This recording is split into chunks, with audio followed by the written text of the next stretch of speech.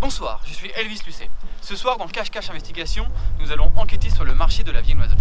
En effet, depuis des années, les viennoiseries ne se vendent plus comme des petits pains et le marché n'est plus mené à la baguette par les boulangers traditionnels. Pain au chocolat, croissant au beurre et putain de chocolatine, c'est une enquête signée Paul Boulanger et Marie Blachère pour Arnaque Productions.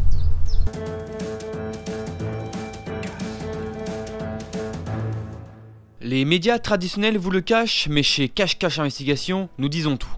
Pendant 17 ans, nous nous sommes plongés dans un univers dangereux et secret. Nous avons essuyé des refus, vu des portes se claquer.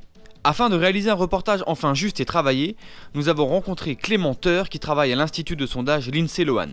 Ce spécialiste va pouvoir nous éclairer sur l'état du marché en 2021. Bon, bonjour monsieur Teur. Ma première question, c'est quel constat pouvons-nous faire du marché de la viennoiserie en 2021? Alors Elvis, comme vous pouvez le voir sur ce graphique qui est très simple, nous avons des courbes qui montent et qui descendent, donc en fonction de plein de critères et plein d'externalités différentes. D'ailleurs, si on regarde bien là, on a un petit peu une forme de canard, quoi.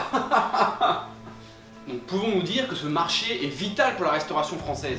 Alors effectivement, ce marché est vital pour la France, comme vous pouvez le voir, avec des pics à 254%. Non mais 254%, comment est-ce possible? Alors en fait c'est très simple, à chaque fois qu'un reportage sensationnaliste est diffusé, votre salaire augmente de 254%. Non. Ah c'était pas ça qu'il fallait... Non mais coupe la caméra. Nous sommes partis à la rencontre d'un intervenant que nous appellerons Michel. Par peur de représailles, Michel a préféré rester anonyme. Chauffeur-livreur la journée et contrebandier de pain la nuit, pourquoi fait-il ça? Comment gagne-t-il sa vie? Mais où est donc Ornicard? Voici les réponses. Bonjour Michel, comment en êtes-vous arrivé à dealer du pain la nuit? Bon en fait c'est plutôt simple hein Erwin. En France c'est compliqué de boucler les fins de mois, alors j'ai fait ce que j'ai pu pour m'en sortir quoi. Comment l'idée de revendre du pain vous est venue? En sachant que vous auriez pu faire comme tout le monde et vendre de la drogue ou des médicaments, qui est un moyen reconnu de gagner de l'argent. Bon en fait Ellis, c'est très simple. Je voulais me faire du blé. T'as compris le jeu de mots? Et en fait je me suis rendu compte que mon fils de 8 ans il faisait le pain comme personne, meilleur que la merde qu'on trouve chez Auchan ou Leclerc quoi. Donc je me suis dit bah vas-y on vend du pain à la sauvette quoi. Michel, comment vous trouvez vos clients et comment vous choisissez vos points de vente? En fait Elio, c'est très simple, je vais devant les Auchan et Leclerc et je propose de la meilleure gamme que ce qu'ils achètent. Je fais ça aussi devant les entreprises, comme ça je vends direct. Et aussi j'allais devant les lycées à un moment, mais bon il y a eu une rumeur comme quoi il y avait un homme de 40 ans qui sortait sa baguette, alors bon, je suis parti quoi. Merci Michel pour ce témoignage fort inutile. À la suite d'une enquête longuement poussée de 5 minutes, chers téléspectateurs, je viens de trouver un paquet de brioches industrielles juste à côté d'une déchetterie qui est à moins de 3 km de la boulangerie du village. C'est sûr, ils font des fausses brioches et ils vont nous le cacher, on va tout de suite aller les voir. Nous avons découvert qu'un boulanger dit artisanal revendait des brioches au chocolat de supermarché avec un logo fait maison. Suite à son refus lors de toutes nos demandes d'interview... Oui bonjour, c'est Elvis Lucet, je voudrais savoir si c'est possible de faire une interview. Alors en fait, la question que j'avais à vous poser... Le numéro que vous avez demandé n'est pas attribué ou n'est pas accessible. Nous avons décidé de l'interpeller sur le chemin du travail. J'ai enfin trouvé le lieu de travail de ce boulanger qui vend de faux pains au chocolat. Le voilà. On va lui poser la question. Madame, j'ai une question. Est-ce que c'est vrai que vous vendez de faux pains au chocolat? Non, mais j'ai pas le temps. Répondez à la question. Non, mais les spectateurs veulent savoir. Il y a des gens qui bossent, il y a des gens qui bossent. Oui, mais vous faites de faux pains, il y a des gens qui travaillent. Oh! Bon, ça a servi à rien, mais c'est pas grave. Et enfin, pour conclure ce reportage, nous avons eu une interview avec le PDG de la boulangerie Paul. Je suis donc avec le PDG de chez Paul, répondez à ma question.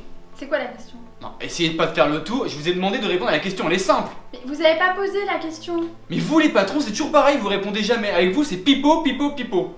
Comme le PDG de Paul a refusé de répondre à nos questions par peur ou par lâcheté, on a changé de cible. Nous avons rencontré un homme prénommé Paul qui a 22 ans et qui subit des moqueries depuis son plus jeune âge. Voici son histoire. J'ai décidé de faire ce témoignage car en fait je m'appelle Paul et c'est insupportable parce que les gens sont persuadés que je suis lié à la boulangerie industrielle de chez Paul.